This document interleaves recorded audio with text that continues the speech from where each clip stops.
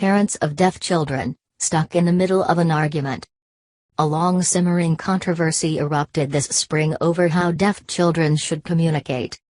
It started when the Washington Post ran a story on Niall DeMarco, the deaf Dancing with the Stars contestant who is also an advocate for American Sign Language, ASL.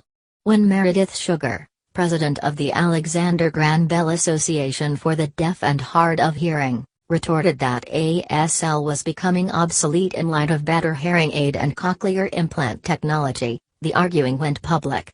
But that debate was really just the latest manifestation of a long-standing conflict among deaf people and parents of deaf children. Should children be fitted for hearing aids and taught to speak, or should they use sign language? Or a combination of both?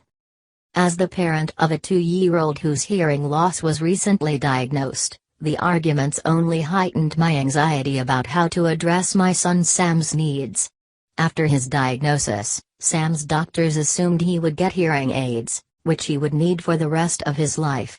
ASL was not mentioned as an option.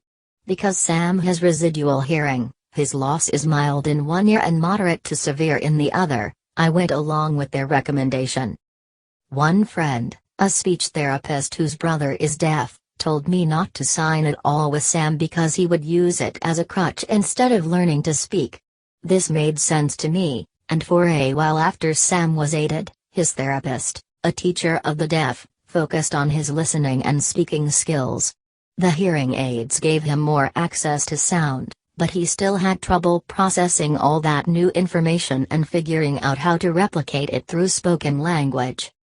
Although his speech did improve, the frustration I continued to see in his face when he tried to tell me something was heartbreaking. Tantrums were frequent.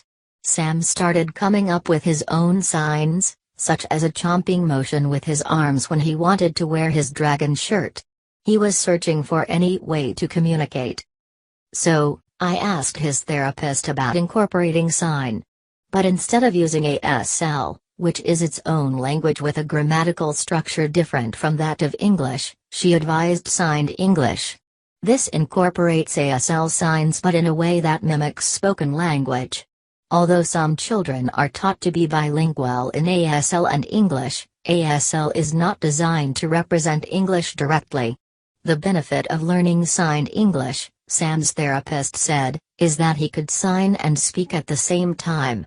Plus, when it comes time to learn to read, it's not as much of an adjustment. Learning ASL and then learning to read English is very tough, she said. It would be like learning Chinese. I've come to think of signing as a tool for Sam to learn English. The majority of the world is hearing. Only 2 to 3 children out of 1,000 are born with hearing loss, and more than 90% of them to hearing parents. Those who say not teaching ASL to hard of hearing children is language deprivation only vilify parents who are trying to find a bridge between the hearing and deaf worlds.